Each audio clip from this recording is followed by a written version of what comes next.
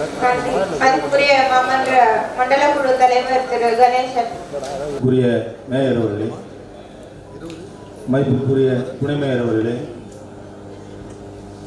மரியாதைக்குரிய ஆணையர் அவர்களே, என்னை பேசுவதற்கு ஆணை பிறப்பித்த ஆளுங்கட்சி தலைவர் அவர்களே, நிலைக்குழு தலைவர்களே, மண்டல குழு தலைவர்களே, மாமன்ற உறுப்பினர்களே, பத்திரிகை ஊடக நண்பர்களே, அனைவருக்கும் வணக்கத்தை தெரிவித்துக் கொண்டு, ஒரு குடும்பத்தில் பிள்ளை சாப்பிடவில்லை என்றால் தாய் தந்தை தான் முதலில் கவனிப்பார்கள் தன் பிள்ளை சாப்பிட்டதா என்பதை.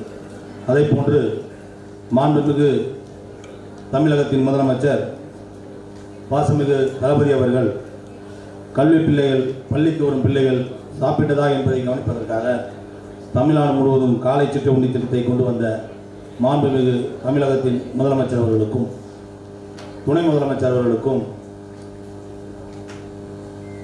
நிர்வாகத்துறை அமைச்சர், நகராட்சி நிர்வாகத்துறை அமைச்சர் அருமையண்ணன் கே நேரு அவர்களுக்கும், என்னுடைய அரசியல் ஆசான் அன்பு அண்ணன் இந்து சமய அறநிலைத்துறை அமைச்சர் அருமையண்ணன் பி கே சேகர்பாபு அவர்களுக்கும் நன்றி கலந்த வணக்கத்தை தெரிவித்துக் கொண்டு, 2025-26 ஆண்டு நிதிநிலை அறிக்கையில்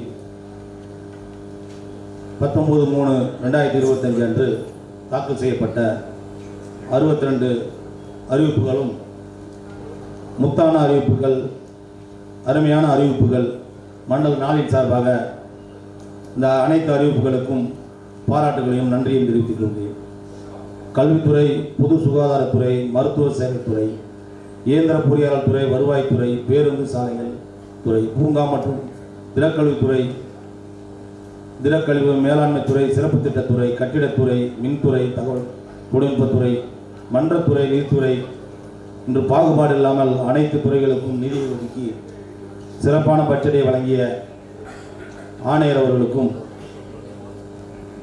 மீண்டும் ஒருமுறை நன்றியை தெரிவித்துக் கொண்டு, இது சார்பாக முத்தெடுப்பு வாங்கிய நம்முடைய சிறப்பான பட்ஜெட்டை வழங்கிய மேயர் அவர்களுக்கும் துணை மேயர் அவர்களுக்கும் உதவியாக இருந்த அனைத்து அரசு துறை அதிகாரிகளுக்கும் நன்றியை தெரிவித்து, பேருந்து சாலைத்துறை சார்பாக பெருநகர சென்னை மாநகராட்சி மணலி மண்டலம் 2 வார்டு 21, ஐயூசிஎல் மண்டலம் 4 வார்டு 38, டோல்கேட் மண்டலம் 4 வார்டு 39 மற்றும் சாலிகிராமம் மண்டலம் 10 வார்டு 128 ஆகிய 4 இடங்களிலும் அமைந்துள்ள பேருந்து முனையத்தில் அடிப்படை வசதி தரம் உயர்த்தி இழுவிசை கூரை மற்றும் கான்கிரீட் தளங்களுடன் அமைத்து தாய்மார்கள் பால் ஊட்டும் அறை, ஓட்டுநர் மற்றும் நடத்துனர் ஓய்வு அறை, பயணர் சீட்டு வழங்கும் அறை, கழிப்பறை வசதிகள் மற்றும் இதர அடிப்படை வசதிகள் கூடிய பேருந்து முனையம் அமைப்பதற்கு ரூபாய் 16 கோடி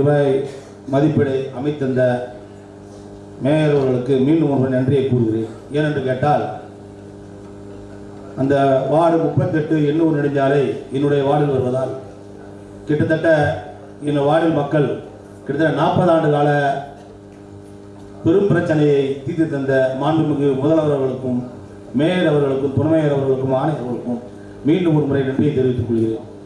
சுமார் 40 ஆண்டு காலம், அதாவது நடத்துனரும் ஓட்டுநர்களும் வயிறு உபாதைகள் ஏற்பட்டால் இன்று முதல் ஒரு கேரள தண்ணி பிடிச்சி வெளியே செல்கின்ற, திறந்த வெளியில் செல்கின்ற அவலநிலை தான் ஏற்படுகிறது.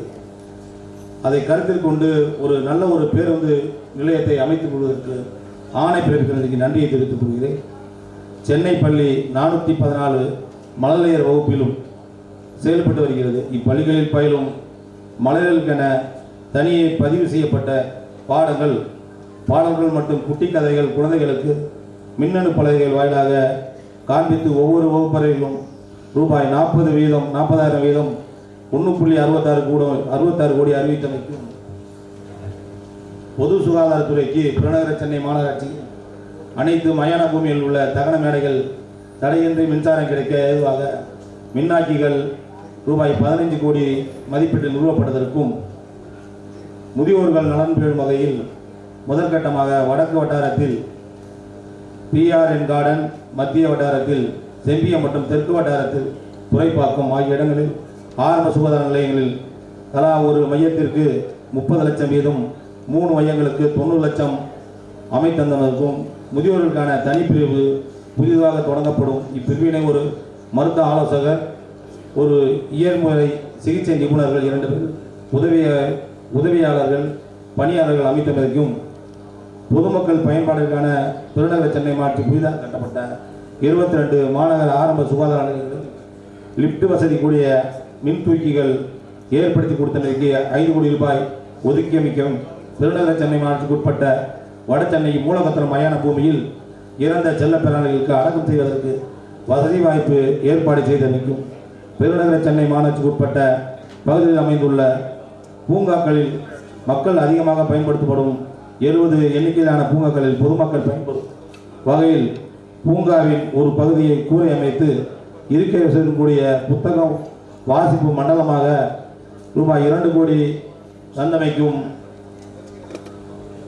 பெருநகர சென்னை மாநகராட்சி வட சென்னை பகுதியில் வாழ் இளைஞர்களின் விளையாட்டு திறனை மேம்படுத்தும் வகையில் மண்டலம் 2 வார்டு 16 ஆண்டார்குப்பம், ஏலந்தானூர், சடையாங்குப்பம், பர்மாநகர் ஆகிய 2 இடங்களில் புதிதாக 2 இறகுப்பந்து உள் விளையாட்டங்கம் அமைத்து தந்தமைக்கு ரூபாய் 2.5 கோடி ஒதுக்கியதற்கும். நிதிநிலை அறிக்கையில் 2025-26 நிதியாண்டில் முதல் பெருநகர சென்னை மாநகராட்சி மாண்பு மேயர் சிறப்பு மேம்பாட்டு திட்டத்தின் கீழ் 3 கோடி ரூபாய் நிதியிலிருந்து 4 கோடி ரூபாயாக உயர்த்தி அமைக்கும். 2025-26 நிதியாண்டில் பெருநகர சென்னை மாநகராட்சி மாமன்ற உறுப்பினர்கள் வார்டு மேம்பாட்டு நிதி 50 லட்சமாக இருந்ததை 60 லட்சமாக உயர்த்தியதற்கும் நெஞ்சார்ந்த நன்றியை மண்டல 4 சார்பாக தெரிவித்துக் கொண்டு 62 அறிவிப்புகளுக்கும் முத்தான அறிவிப்புகள் என்ற மீது கூறிக்கொண்டு அனைத்தருக்கும் நன்றியை கூறிக்கொண்டு இந்த நெருநிலையை வாசிய என் மண்டலத்தைச் சேர்ந்த 44 வார்டு மாமன்ற உறுப்பினர் தரிபதி ஜெயதாஸ் அவர்களுக்கும் நன்றியை தெரிவித்துக் கொண்டு 2 கோரிக்கையை மட்டும் வைக்க விரும்புகிறேன். நிலைக்குழு தலைவர்கள், மண்டல குழு தலைவர்களுக்கு வாகன வசதி ஏற்பாடு செய்து தருவதாக சில மாதங்களுக்கு முன்பு அறிவித்தீர்கள். அது அப்படியே நிறுத்துகிறது. அது என்ன ஆயிடுது என்று மேயர் அவர்களுக்கு கேட்க விரும்புகிறேன்.